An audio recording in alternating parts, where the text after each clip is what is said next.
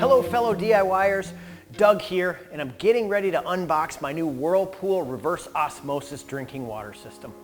All of the required parts for installation are included with your Whirlpool RO system.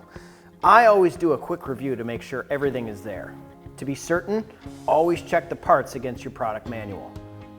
First is one of the main components of your Whirlpool RO system, the reverse osmosis assembly. The assembly houses the 3 filters that ensure your water is clean and clear.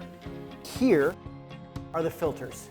They're super easy to install and replace when the time comes. You don't even need to turn off your water supply.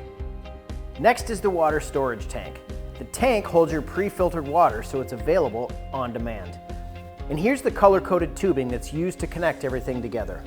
These are the lifeblood of every under-sink filtration system.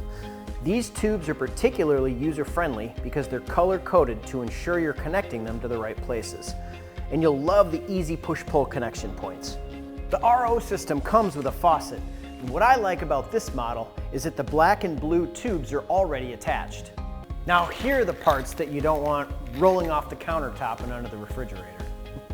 The drain adapter, hanging brackets tank connector, and the T-feed adapter. These are very simple to work with and make all the required connections a breeze. The only separate connection tubing is this green one. This, like the others, has a specific connection point indicated by its color. And with that, you're ready to begin your installation. For a step-by-step guide, check out our related installation video or consult your product manual.